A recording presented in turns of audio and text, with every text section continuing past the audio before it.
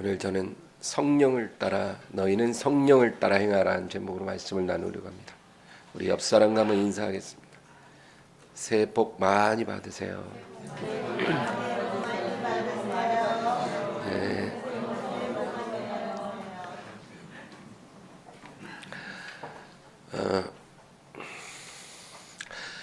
제가 어릴 때 이제 새해를 맞이하면 항상 목표를 세웠습니다. 한 달도 못 가는 목표지만 늘 새해를 맞을 때는 목표를 정해가지고 이렇게 책상 앞에다가 딱 써붙여놓고 뭐 그랬던 기억이 납니다. 우리 그리스도인들도 어떤 신앙의 목표를 새해에 잘 세우죠. 나름 야무지게 계획을 세웁니다.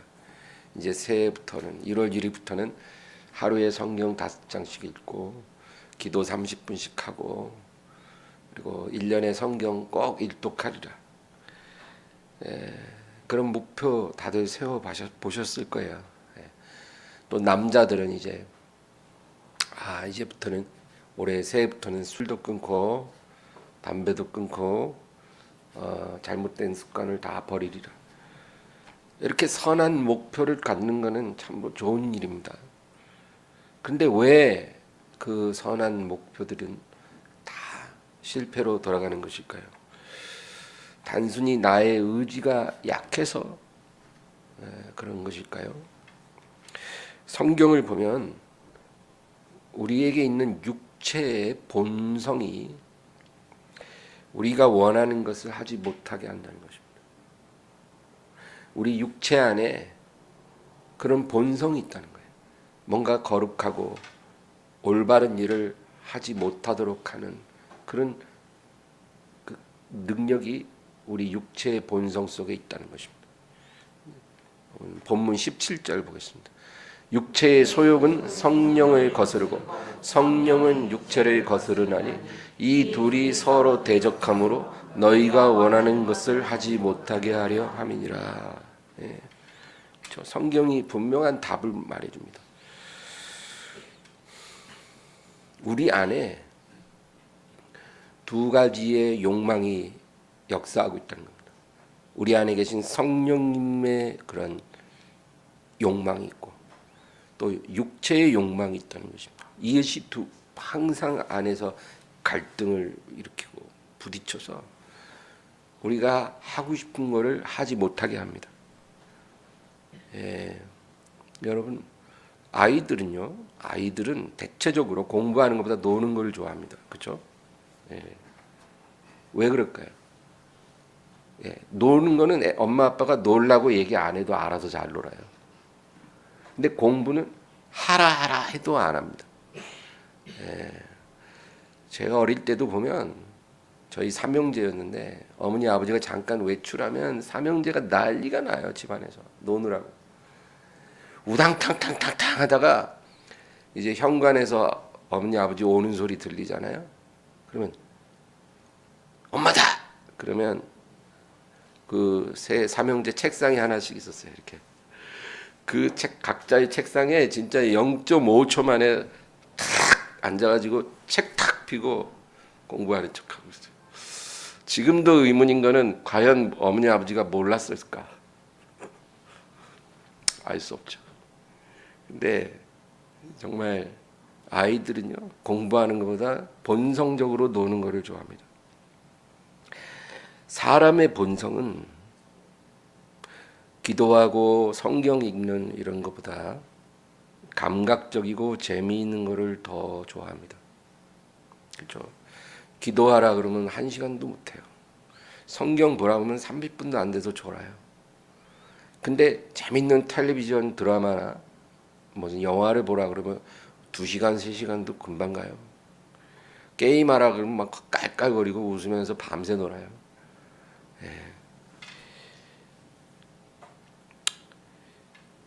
그런데 어떤 사람이 예수님을 딱 믿으면 예수님을 믿는 순간 어떤 일이 일어날까요? 겉으로 볼 때는 그냥 예수님을 믿는 고백을 하고 결심을 하죠. 근데 우리 눈에 보이지 않는 아주 중요한 변화가 하나 일어납니다. 그게 뭐냐면 성령이 그 안에 들어오신다는 겁니다.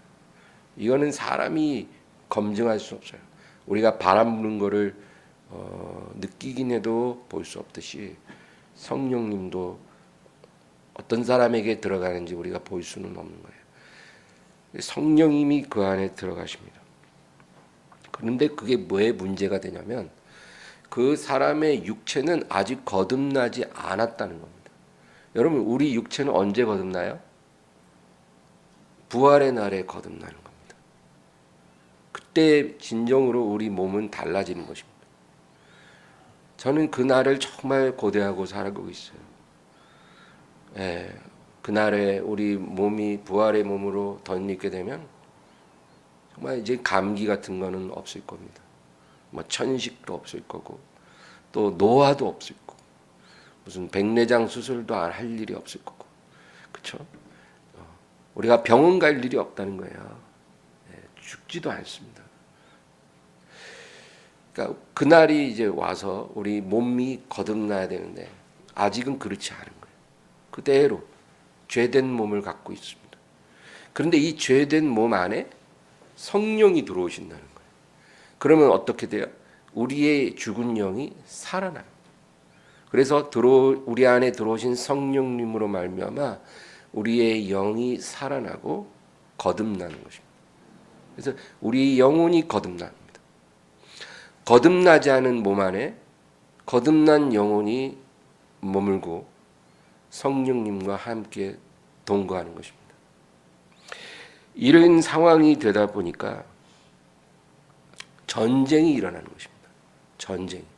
거듭난 내 영혼과 그리고 성령과 육체 안에 그 간의 싸움이 일어나는 거예요. 내 안에 들어오신 성령님과 이 거듭나지 않은 육체의 죄된 본성끼리 부딪히는 거예요. 그리고 거듭난 내 영혼은 중간에서 갈등하는 겁니다. 어느 쪽을 따라가야 되는지 갈등하는 거예요. 물론 당연히 성령님을 따라가는 게 맞죠. 그런데 이 거듭나지 않은 육체의 소욕이 얼마나 강한지 몰라요. 왜냐하면 우리는 이제까지 이 육체의 소욕에 순종하면서 몇십 년을 살아왔거든요.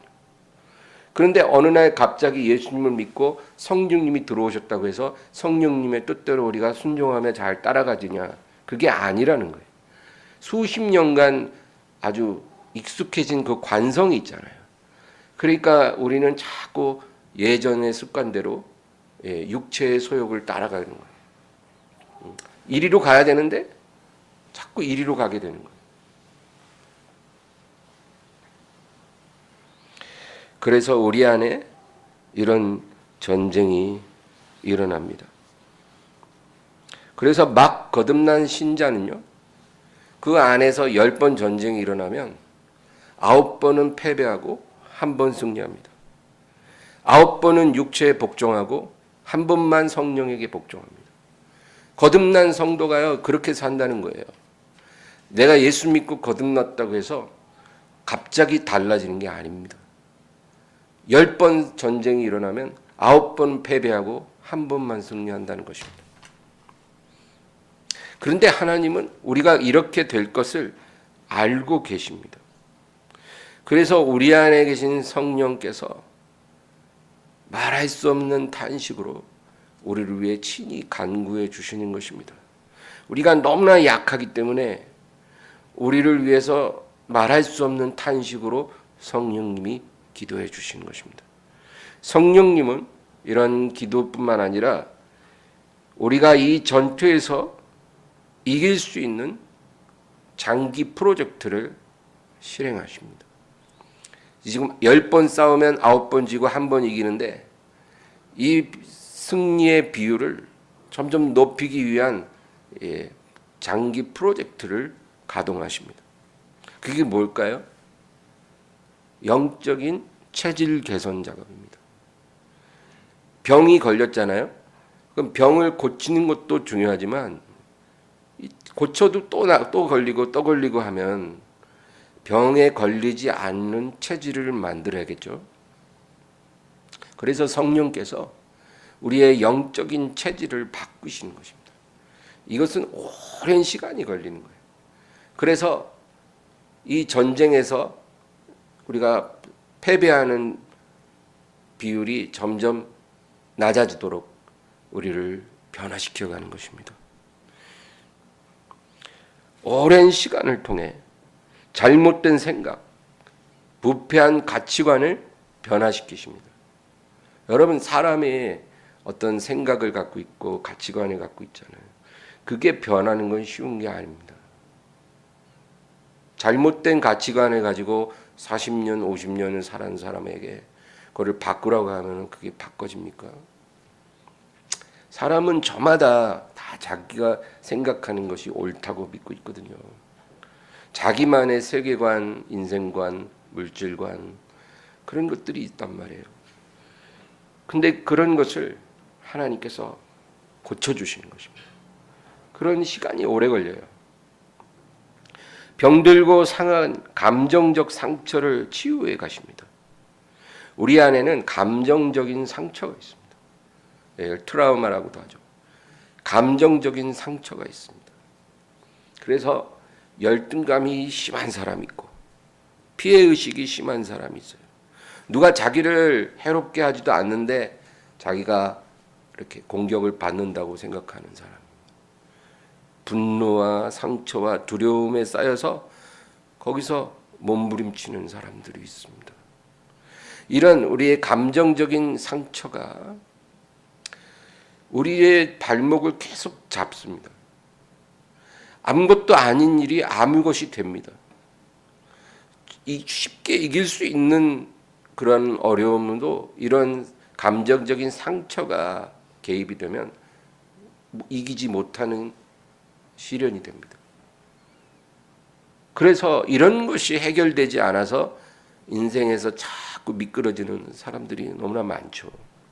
심지어는 우울증에 걸리고 자살도 합니다. 우리 안에 있는 언어, 행동, 이런 오래된 나쁜 습관들, 그런 것이 있습니다. 우리의 말에서 잘못된 게 있다는 거예요. 오랜 세월 고쳐지지 않는 것입니다. 어떤 사람은 말을 하면 불평, 원망, 부정적인 말을 잘 합니다. 늘 말을 하면 그렇게 말을 해요. 행동이 잘못된 것도 있습니다. 잘못된 생활 습관들이 있습니다. 사람에게 쉽게 상처받고 모든 사람과 친해지지 않고 반목하게 되는 성격이 있습니다. 친해지기가 힘들어요. 친해졌다가도 금방 깨어집니다. 친해질만 한데 깨어져요. 친구가 없고 외로워서 친구를 사귀고 싶어도 얼마 안 지나면 그 친구한테 상처받고 상처 주고 깨어집니다.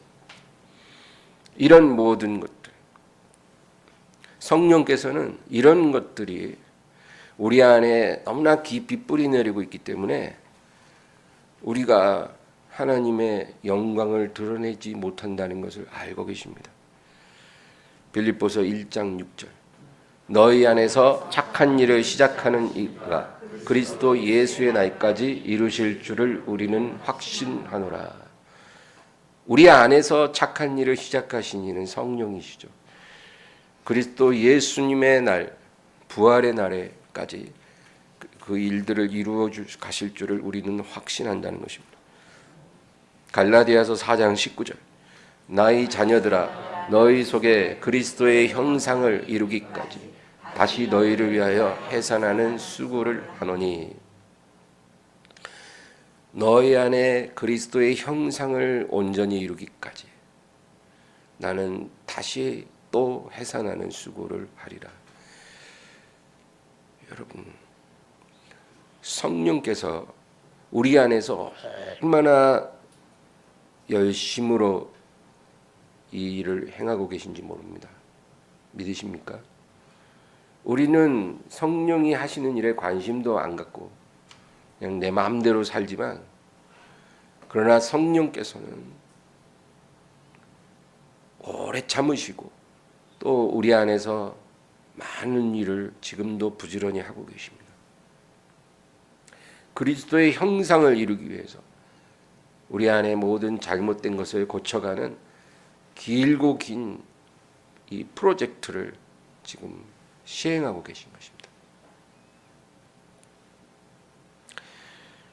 신앙생활을 오래 했음에도 거룩함을 향한 너무나 빈약한 의지가 있습니다. 거룩함에 대한 이 열망이 얼마나 강합니까, 여러분? 예? 사람들은 돈에 대한 이 집착 무소리만큼 강합니다. 뭐 10년 친구, 20년 직이라도 돈 100만 원에 막 죽이기도 해요. 원수됩니다. 돈에 대한 그만큼의 집착을 갖고 살지 않습니까? 자기 이해관계에만 걸렸다면은 뭐 친구고 뭐고 없어요. 형제고 뭐고 없어요. 그렇잖아요. 타락한 사람들이. 그런데 거룩함에 대한 열망은 얼마나 되는가? 교회를 그렇게 오래 다녔는데도 그런 열망이 너무 빈약하다는 거예요. 그런데 하나님께서는 이런 우리 마음을 바꿔주십니다. 거룩함을 간절히 원하게 만드는 그 마음, 그런 마음을 갖도록 성령께서 일하고 계십니다.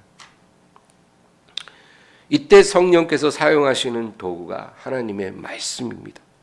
성령님은 그냥 일하는 게 아닙니다. 성령님이 역사하실 때 가장 강력하고 즐겨 쓰시는 도구가 하나님의 말씀입니다. 이 말씀을 가지고 성령이 일하신다는 거예요. 그래서 말씀은 함부로 대하면 안 됩니다. 말씀은 여러분, 그거는 살아계신 하나님의 손에 들린 검입니다. 수술 메스입니다. 그 메스를 드시고 하나님이 우리를 수술하신다니까요. 아무리 용한 의사라도 수술 도구 없이 어떻게 수술합니까? 그런데 하나님의 말씀이 아주 날선 메스라는 거예요. 그래서 이 말씀을 통해 성령님이 우리 안에서 일하고 계십니다. 하나님의 말씀은 밭에 뿌려지는 씨앗과 같습니다. 여러분, 그 씨앗은 그 자체로는 아무것도 아닌 것 같아요. 그거는 정말 보잘것없어요. 그냥 길에 떨어지면 새들이 와서 쪼아 먹으면 끝입니다. 그렇지만 이 씨앗 안에는 생명이 있지 않습니까? 그리스도의 생명이 씨앗 안에 있습니다. 그래서 이 말씀의 씨앗이 밭에 떨어지면 그리스도의 생명이 발아하기 시작하는 것입니다. 그래서 정말 놀라운 일이 일어나기도 하는 것입니다.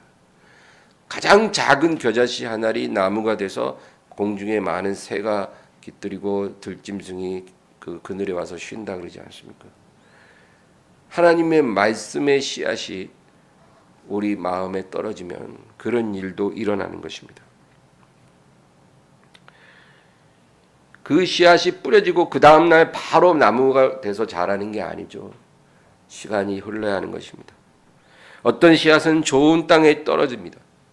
그래서 떨어지자마자 바로 자라기 시작하고 30배, 60배, 100배로 결실하는 나무로 성장합니다. 그런 경우도 있죠. 정말 예수님 믿은 지 얼마 되지도 않았는데 놀랄 정도로 무럭무럭 자라는 사람도 간혹 있습니다. 드물어요. 그러나 그런 사람이 있더라고요. 정말 대단한 거죠. 그런 경우가 바로 좋은 땅입니다. 그런 사람은 1년 만에 그 신앙이 너무나 아름답게 무럭무럭 성장합니다. 그러나 대부분의 경우는 돌밭이나 가시밭에 말씀의 씨앗이 떨어지는 것입니다. 씨는 아무 문제가 없어요. 밭이 문제가 됩니다. 교회를 오래 다니고 예배도 수없이 드리고 설교 말씀 많이 듣습니다. 성경도 읽고 기도도 합니다. 근데 결실이 없어요. 결실이. 예. 물론 사람들이 볼 때는 모르죠. 그냥 교회 잘 다니고 믿음 좋아 보입니다. 하나님이 보실 때 그렇다는 겁니다. 하나님이 보실 때 결실이 없다는 거예요. 왜 그럴까요? 충분히 모든 조건이 다 갖춰진 것 같은데 결실이 없다면 그 말씀의 씨앗이 뿌려진 땅이 문제가 되는 겁니다. 근데 돌밭이 문제가 뭘까요? 돌밭의 문제는 흙이 너무 얇다는 것입니다. 흙이 너무 부족해요. 그래서 씨가 떨어져도 뿌리가 깊이 내려가지 못합니다. 싹은 금방 나지만 뿌리가 내려갈 수가 없어요. 흙이 너무 없으니까. 그래서 한낮의 열기에 그냥 말라버리고 만다는 것입니다. 싹은 금방 나는데 해가 뜨면 그 열기에 말라버립니다. 이게 무슨 마음일까요? 마음이 약한 사람입니다. 마음이 약한 사람이 바로 돌밭입니다. 사람도 착하고 하나님 말씀에 열린 마음이 있습니다. 하나님 말씀을 잘 듣는다는 거예요. 착한 마음으로. 잘 듣고 은혜도 받아요. 근데 돌아서면 이제 현실 속에 들어가면 이제 무슨 일이 일어납니까? 모든 일이 다 편안하고 형통합니까? 아니잖아요. 안 좋은 일들이 생깁니다. 뭔가 위급한 상황, 위험한 상황, 힘든 상황이 발생을 합니다. 그러면 금방 마음이 너무나 약해져서 겁에 질려서 뒷걸음을 치는 것입니다. 앞으로 나가지 못하는 거예요. 이런 약한 마음은 계속 제자리에만 있는 믿음입니다. 교회를 5년 다니도 그 자리에 있고 10년 다녀도 그 자리에 있고 20년을 다녀도 그 자리에 있습니다. 그렇게 오래 교회를 다니고 예배를 드리고 하는데도 믿음이 딱 그 자리에만 머무는 거예요. 항상 어린아이 정도의 믿음. 믿음이 없는 건 아닌데 자라지 않는 믿음인 것입니다. 사진 한 장 보여주세요. 여러분, 저 어린이 놀이터에 있는 저 놀이기구 기억나십니까? 요즘은 없어요. 이거 제가 어릴 때 학교 운동장에서 엄청 놀았던 거예요. 정글짐인가 그래요 이름이. 근데 제가 이 기구가 갑자기 생각난 거는 어른들이 볼 때는 아무것도 아니지만 어린 아이들한테는 저 꼭대기까지 올라가는 건 굉장히 용기가 필요했어요. 진짜로.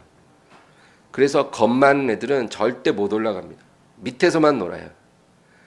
저도 겁이 많은 편이라 저거 올라가서 저 꼭대기에 딱 올라갈 때 다리가 후두루두 떨렸었어요.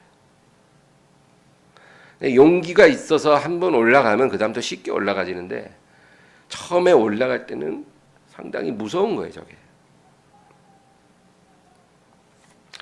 못 올라가면 그냥 계속 밑에서만 노는 겁니다. 위에 올라갈 수가 없어요. 놀이기구는 그 시절만 지나면 아무것도 아닌 것이지만 여러분 영적인 싸움은 그것을 이겨내야 다음 단계로 나아갈 수가 있습니다. 이 영적 싸움은 그런 특징이 있어요. 우리가 만약에 지금 내 앞에 있는 싸움을 못 이기잖아요. 그러면 그냥 하나님이 야 너는 벌써 5년째 유급이냐? 그냥 지나가. 네. 그게 없다는 거예요. 5년 아니라 50년도 그 자리에서 계속 유급입니다. 내가 그거를 넘을 때까지예요. 영적 싸움은 그런 것입니다. 마음이 약해서 전진하지 못하는 사람은 그래서 뒷걸음질 치잖아요. 그러면 하나님이 불쌍해서 다른 길로 돌아가 이러지 않아요. 그냥 거기서 머무는 것입니다. 그 다음에 가시밭입니다.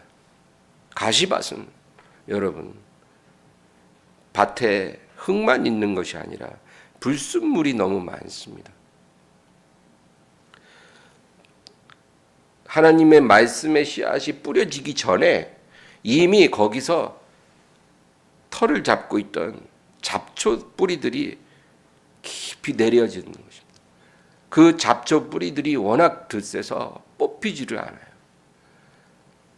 그러니까 그런 잡초밭은 말씀의 씨앗이 뿌려져도 기운이 막혀서 결실이 안 됩니다. 이런 잡초밭이 너무 많아요. 하나님의 말씀을 깨닫기는 해도 그 깨달은 말씀을 순종할 수 없게 만듭니다. 무엇이? 잡초들이. 이 잡초의 기운들이 말씀을 순종하지 못하게 만들어요. 이게 문제입니다. 깨닫지도 못했으면 순종할 수가 없죠, 당연히. 근데 깨닫기는 해요. 깨닫기도 하고 결심도 하지만 순종이 안 되는 거예요. 왜? 잡초 기운이 너무 강합니다. 돈에 대한 욕심, 성공에 대한 욕심, 음란, 호색에 대한 집착, 이 음란에 대한 집착도 너무너무 무서운 것입니다. 세상 재미에 미련을 버리지 못하는 마음, 이런 것들이 다 하나님 말씀이 뿌려지기 전에 이미 털을 잡고 있던 잡초 뿌리들입니다. 이런 것들이 다 제거돼야만 진정으로 하나님 말씀의 씨앗에 이제 열매를 맺을 수가 있는 건데, 그것들이 제거되지 않은 상태에서 말씀이 떨어지니까 아무 소용이 없는 거예요. 그러니까 일평생 열매를 못 맺는 인생을 살게 되는 것입니다. 이런 잡초 뿌리들이 하나님 말씀에 순종할 의지를 다 꺾어버린다는 것입니다. 순종하고는 싶은데 순종이 안 되는 거예요. 예? 하나님 뜻대로 거룩하게 살고는 싶은데 그것보다 더 나를 강하게 올가매서 끌고 가는 그런 강력한 뿌리들이 있어요. 그래서 순종이 안 되는 거예요. 아이들이 공부에 재미를 붙이려면 어떻게 해야 될까요? 부모들의 관심사죠. 아이들이 공부에 어떻게 하면 재미를 붙일까? 저는 아이가 없어서 제가 뭐 말할 입장은 아니지만 그래도 제가 아는 것을 말씀드릴게요. 아이들이 공부에 재미를 붙이려면 집에 책이 있어야 합니다. 집에 책이 있어야 돼요. 그리고 부모가 책을 좋아해야 돼요. 그래서 늘 부모가 집에서 책을 읽는 부모여야 합니다. 텔레비 드라마만 보는 부모가 아니라 책을 읽는 부모가 돼야 돼요. 그러면 아이들이 공부에 재미를 붙일 가능성이 굉장히 높아지는 것입니다. 그리고 책 좋아하는 친구가 옆에 있으면 금상첨화입니다. 그러면 그 아이는 책을 가까이 하고 공부를 잘하게 되어 있습니다. 그러나 만일 부모가 맨 놀러 다니는 것만 좋아합니다. 아빠는 아빠대로 놀러 다니고 엄마는 엄마대로 노는 거 좋아하고, 집에 책 한 권도 안 보여요. 책을 안 보니까 아예 1년에 부부가 책 한 권도 안 삽니다. 그러면 그 아이가 책을 좋아하고 공부에 재미를 붙일 가능성은 거의 없다고 보면 될 것입니다. 그리고 또 주변에 놀기 좋아하는 친구만 있으면 이제 공부는 물 건너간 겁니다. 여러분, 성도도 마찬가지예요. 성도도 경건한 사람들을 가까이 해야 합니다. 자기 주변에 경건한 사람들, 하나님을 경외하는 사람들. 그래서 그들과 이렇게 모이는 기도 모임이라든지 큐티 모임이라든지 이런 것을 중요하게 여겨야 합니다. 다른 모임에 가는 것보다 그런 모임에 우선순위를 부여해야 합니다. 그래서 그런 모임에서 만난 사람과 신앙의 분투를 나누는 겁니다. 내가 승리한 이야기, 내가 패배한 이야기, 부끄러울 게 없어요. 내가 이기기도 하고 지기도 하니까. 그런 이야기를 서로 나누고 격려하고 권면하고 같이 기도하고, 그런 우리가 사람들을 가까이 하면 말씀의 씨앗이 자라기가 쉽습니다. 열매를 많이 맺을 수가 있어요. 좋은 환경이 되는 겁니다. 그런데 이러한 경건한 사람들과의 모임보다는 세상에 속한 친구들 모임을 더 좋아합니다. 더 재밌거든요. 그래서 거기 나가서 세상 유행 얘기하고 돈벌이 얘기하고 놀러 다닌 얘기하고 죄 짓는 얘기하고 그렇습니다. 그런 얘기하면 뭐가 남나요? 예. 거기다 술도 한두 잔씩 하겠죠. 뭐가 남습니까? 그런데 그런 모임을 자주 갑니다. 그런 모임 갔다 오면은 진이 다 빠져서 예배 드리러 교회 가기가 싫어져요. 경건한 사람들과 만나는 건 재미가 없습니다. 이렇게 되면 하나님 말씀이 들어가 뿌리를 내릴 자리가 없는 것입니다. 가시밭인 겁니다. 가시밭. 누가? 내가 가시밭인데 하나님 말씀이 아무리 뿌려지면 뭐합니까? 예수를 믿었다고 하루아침에 다른 사람이 탁 되는 것은 아닙니다. 진리의 씨앗이 뿌려져서 작은 싹을 틔우는 것입니다. 우리가 예수님을 믿었다는 것은 작은 싹 하나가 나온 거예요. 이제 시작인 것입니다. 계속 자라가야 하는 것입니다. 자라서 나무가 자라고 가지가 뻗어나가고 그리고 이파리가 무성해지고 꽃도 피우고 그리고 풍성한 열매를 맺을 때까지 자라가야 합니다. 그렇게 해서 농부를 기쁘게 할 아름다운 한 그루의 나무가 되는 것, 이것이 우리를 부르신 하나님의 목적입니다. 어떤 사람은 좋은 땅이 돼서 씨가 뿌려지는 대로 농부의 바램대로 무럭무럭 쑥쑥 잘 자라 결실하는 사람도 있겠지만 대부분은 돌밭이나 가시밭입니다. 나는 어떤 땅인지를 스스로 아는 것이 중요하죠. 내가 돌밭이면 흙이 너무 부족하니까 흙을 퍼와서 흙을 부어야 합니다. 땅을 바꿔야 하는 거죠. 흙이 많은 땅이 돼야 되겠죠. 가시밭이면 잡초 뿌리를 다 제거할 때까지 고통스러운 연단을 견뎌내야 할 것입니다. 제일 좋은 방법은 불을 크게 한번 놔서 그 잡초 뿌리와 그 씨앗을 다 태워버리는 게 제일 좋을 것입니다. 그게 엄청난 연단이죠. 하나님이 우리에게 연단을 주시는 목적이 바로 그것입니다. 내가 연단이 심하다면 내가 엄청난 가시밭이라는 증거입니다. 하나님 보실 때 이건 땅으로 쓸 수도 없을 만큼 가시가 너무 깊이 내린 밭이라 농사 짓기에 전혀 합당치 않은데 그래도 하나님이 포기하지 않고 거기서 뭔가를 얻어내고 싶어서 그 가시를 다 제거하는 작업을 하고 계신 거예요. 지금 연단. 예. 그러면 빨리 하나님의 의도를 받아들이고 성령께 순종을 해야죠. 예. 그게 제일 빠른 길입니다. 이러한 영적 체질 개선은 일평생 걸쳐서 일어나는 것입니다. 처음에 구원받았을 때 우리가 9번 패배하고 1번 승리했다면 이제 성령께서는 9번 승리하고 1번 패배하는 사람으로 우리를 만들어 가시는 것입니다. 내가 어떤 땅인지를 먼저 잘 알아야 하고요. 지금 성령께서 내 안에서 어떻게 일하시는지를 알아야 합니다. 내 안에서 성령님이 어떤 일을 하고 계신지 그걸 내가 알아야 하는 것입니다. 나는 거룩하게 살려고 노력하는데 죄의 유혹이 와서 내 마음속에 어떤 전쟁이 시작됐다면 여러분 너무 낙심하지 마십시오. 그거는 자연스러운 것입니다. 우리가 거룩하게 살려고 다짐할수록 죄의 유혹은 올 것입니다. 그래서 내 안에서 두 가지 법이 서로 부딪히고 서로 전쟁이 벌어집니다. 그거는 이상한 일이 아니라는 거예요. 낙심하지 마십시오. 왜 나는 교회를 이렇게 오래 다니고 신앙생활을 하는데 왜 아직도 이런 죄의 유혹을 못 이겨서 내 안에서 이런 전쟁이 일어날까? 나는 아직도 왜 이런 물질의 탐욕, 세상적인 정욕에 내가 휘말려서 나는 이것을 이겨내지 못하는 것일까?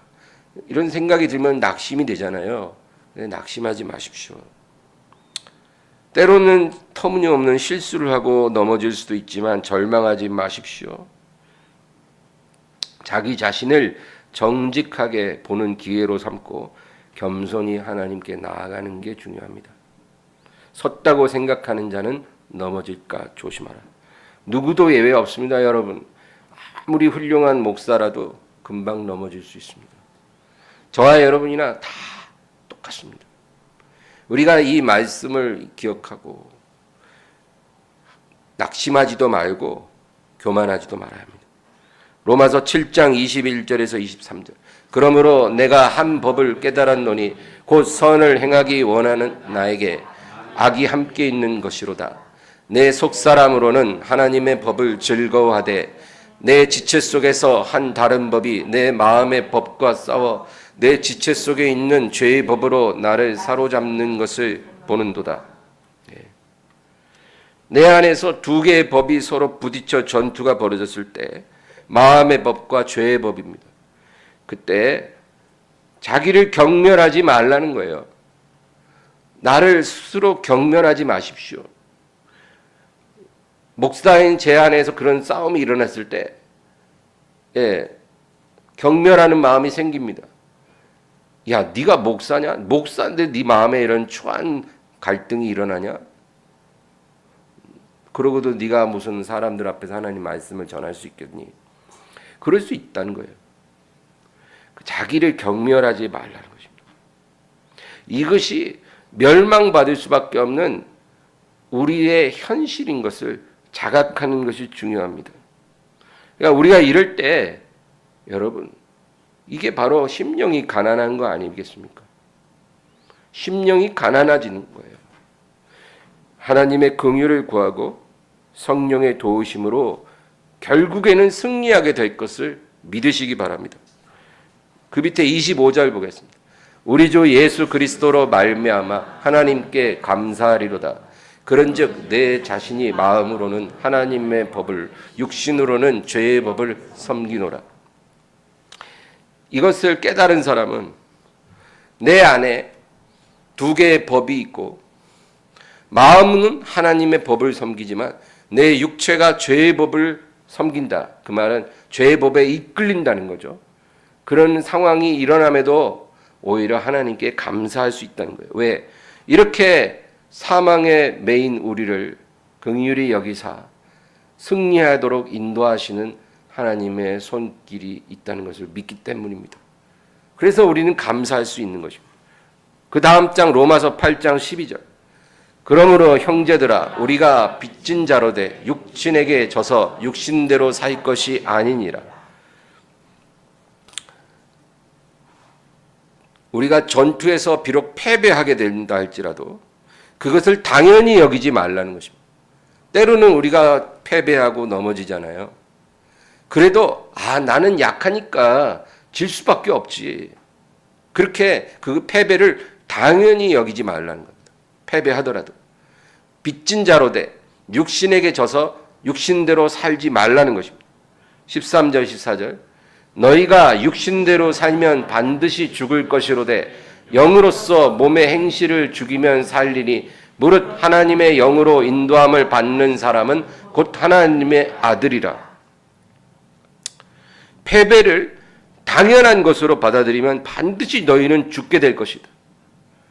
너희가 육신대로 살면, 육신에게 이끌린다고 해서 육신을 따라가면 반드시 죽겠지만 영으로 몸의 행실을 죽이면 살 것이다. 너희는 이 전쟁에서 승리해야 한다는 것입니다. 계속 패배했을지라도 그것이 완전한 패배가 아니라 결국 너희는 승리해야 한다는 것. 승리하게 되어 있다는 것입니다. 너희 안에 성령님이 계시고 너희 영혼이 거듭났기 때문에 너희가 영으로서 몸의 행실을 죽이면 산다는 것입니다. 성령으로 몸의 행실, 육신의 소욕을 죽이면 살 것이다. 그게 가능하다는 것입니다. 오늘 본문 갈라디아서 5장 16절 다시 보겠습니다. 내가 이르노니 너희는 성령을 따라 행하라. 그리하면 육체의 욕심을 이루지 아니하리라. 이 전투를 너희가 이길 수 있는 방법은 딱 한 가지밖에 없다는 거예요. 성령을 따라 행하라. 그리하면 육체의 욕심을 이루지 아니하리라. 너희의 의지로, 너희의 능력으로 너희가 이 싸움을 이길 수는 없다는 거예요. 그러나 너희가 너희 안에 계신 성령을 따라 행하면 너희는 이 싸움에서, 이 전쟁에서 이길 것이다. 이것이 하나님의 솔루션입니다. 그러면 어떻게 하는 것이 성령을 따라 행하는 것일까요? 그걸 알아야겠죠? 특별한 무슨 비결이 있는 것은 아닙니다. 첫째로 우리 안에 계신 성령의 존재를 우리는 믿어야 합니다. 여러분, 내 안에 성령이 계시다는 것을 믿지 못하는 사람이 많아요. 우리는 보여야 믿습니까? 그건 믿음이 아니죠. 내 안에 성령님이 계시다는 것은 하나님의 말씀이고 약속이기 때문에 우리가 믿습니다. 내 안에 성령님이 계십니다. 누구든지 예수를 성령으로 말미암지 않고는 주라 부를 수 없다. 성령님이 계십니다. 그러면 뭐예요? 내 몸은 성령의 전이죠. 내 것이 아닙니다. 그리고 성령님은 내가 성령을 따라 행할 마음이 있기만 하면 언제라도 나를 인도하실 준비가 되어 있으시다는 것입니다. 내가 내 안에 계신 성령님께 순종할 마음만 있으면 나를 인도하실 준비가 항상 되어 계세요. 그 사실을 믿으시기 바랍니다. 지금 이 순간 나에게 향하신 성령의 인도하심은 무엇인가? 항상 그것을 끊임없이 물어야 합니다. 여러분 매일의 삶 속에 지금 이 순간 내 안에 계신 성령님이 나에게 향하신 뜻은 무엇인가를 끊임없이 물어야 합니다. 겸손히 물어야 합니다. 오늘 하루 나에게 향하신 성령님의 뜻은 무엇입니까? 그걸 매일매일 여러분 아침에 기도할 때 물으시기 바랍니다. 우리가 이렇게 물으면 성령님께서 우리를 인도해 주십니다. 그렇게 하시리라는 것을 믿고 믿음으로 앞으로 나아가십시오. 성령께서 내 생각과 감정과 의지를 지켜주시고 인도해 주실 것입니다. 여러분 어떤 사람들은 내 안에 계신 성령님께서 무슨 말을 내게 들려주실 때까지 기다리려고 그러는데 여러분 그런 거는 잘못된 신앙이에요. 그렇게 기다린다고 들리는 거 아닙니다. 우리가 그렇게 기다리면 절대로 못 들을 거예요. 하나님이 때로는 그렇게 말씀하실 수 있지만 그거는 말씀하시는 이가 그렇게 해야 우리가 들을 수 있는 것입니다. 내가 아무리 기다리고 들으려고 해도 들리는 게 아니란 말이에요. 하나님의 귀로 들리는 음성은. 하나님이 말을 해야 들리는 거예요. 말 안 하시면 내가 아무리 기다리고 있어도 안 들리는 겁니다. 그러면 그런 소리를 못 들었다고 성령의 음성을 우리가 못 들은 거냐? 그게 아닙니다. 우리가 성령님께 뜻을 구하고 성령님의 뜻대로 행하기를 간절히 원하면 성령께서 내 생각과 감정과 의지를 내 인격을 주장하시고 인도해 가시는 것입니다. 내 심령에 평안과 기쁨을 주셔서 확신 가운데 걸어가게 해주시는 거예요. 내가 걸어가는 그 길에 함께 하시는 것입니다. 그리고 삶의 갈림길에서 항상 성령님께 또 묻는 것입니다. 겸손하게. 어떻게 해야 하는 것이 성령님의 뜻입니까? 그리고 우리가 마음의 평안과 확신을 따라 또 걸어가는 것입니다. 그렇게 갈 때 성령님의 인도하심을 우리가 하나씩 하나씩 깨달아가는 것입니다. 우리 삶의 목적지에 이를 때까지 전체 지도를 미리 다 파악할 필요는 전혀 없어요. 여러분, 우리가 내비게이션 보지 않습니까? 운전할 때 내비게이션을 보는데 내비게이션이 우리 목적지까지 쫙 다 보여주진 않아요. 그냥 직진하다가 300m 앞에서 우회전, 그렇게 말합니다. 그러면 그 말대로만 하면 돼요. 300m 앞에서 우회전, 100m 앞에서 우회전, 우회전하고 내려가면 50m 앞에서 좌회전. 그럼 또 50m 앞에서 좌회전하고 시키는 대로 따라가면 어느덧 목적지까지 가지 않습니까? 우리가 때로는 운전하다가 부주의해서 내비게이션의 안내를 놓쳐요. 우회전해야 되는데 직진해 버렸어요. 그러면 어떻게 됩니까? 경로를 재탐색합니다. 그래가지고 또 다시 거기서부터 목적지에 가는 길을 안내하지 않습니까? 그럼 그때부터라도 다시 그 말대로 따라가면 되지 않습니까? 성령님의 인도도 거의 비슷합니다. 성령님이 우리를 인도하시는데 때로는 우리가 성령님의 인도를 놓칠 때도 있겠죠. 그래서 우리가 경로 이탈하면 성령님이 뭐라 그러시겠어요? 경로를 재탐색할 테니 잘 따라오거라. 그래서 또 이끌어 가시는 거예요. 우리의 삶을 이렇게 살게 되면 육체의 욕심을 이루지 않는 거룩한 삶을 살 수가 있다는 것입니다. 여러분, 새해에는 이것이 우리의 목표가 돼야 됩니다. 새해 어떤 목표를 갖고 계십니까? 세상 사람들하고 별로 다를 거 없는 그런 목표라면 그건 좀 내려놓으세요, 이제. 하나님의 자녀만이 가질 수 있는 목표를 가져보세요. 17절, 18절. 육체의 소욕은 성령을 거스르고 성령은 육체를 거스르나니 이 둘이 서로 대적함으로 너희가 원하는 것을 하지 못하게 하려 함이니라. 너희가 만일 성령의 인도하시는 바가 되면 율법 아래에 있지 아니하리라. 아멘.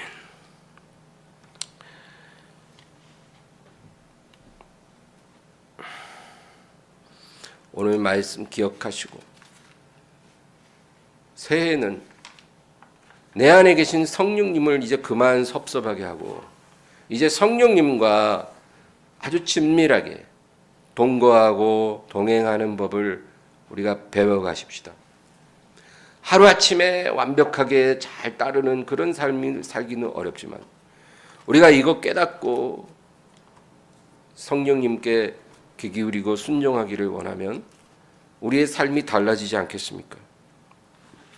우리가 2025년 새해를 맞이하면서 꼭 마음에 새길 것이 오늘 본문 갈라디아 5장 16절. 너희는 성령을 따라 행하라. 그리하면 육체의 욕심을 이루지 아니하리라. 이 말씀입니다. 하나님이 우리를 부르심은 단순히 천국을 채울 백성을 모집하기 위해서 우리를 부르신 것이 아니라 그리스도의 형상을 온전히 이룬 거룩한 자녀들을 통해 영광 받으시기 위함입니다. 그러니까 여러분 구원받았다고 거기서 만족하고 이 세상 실컷 즐기다 가야지 이렇게 생각하지 마시고요. 그건 하나님의 뜻이 결코 아닙니다. 우리가 그런 마음으로 살면 우리가 믿고 있는 그 구원도 못 받을 수도 있어요. 여러분 계속 전진해야 합니다. 거룩한 사람이 되세요. 거룩한 사람. 그리스도의 형상을 이루는 사람이 돼야 하는 것입니다. 우리 생애의 남은 시간은 이 일을 이루라고 우리에게 주신 것입니다. 성령을 따라 행하는 사람이 천국에서 하나님 아버지의 모든 유업을 상속받는 사람이 될 것입니다. 기도하겠습니다. 하나님 아버지 감사합니다. 오늘도 귀한 예배를 주시니 감사하고 주님 이 새해를 맞이하는 이 귀한 시간에 하나님의 진리로 우리를 거룩해 하옵소서. 예수님의 이름으로 기도합니다. 아멘. 찬양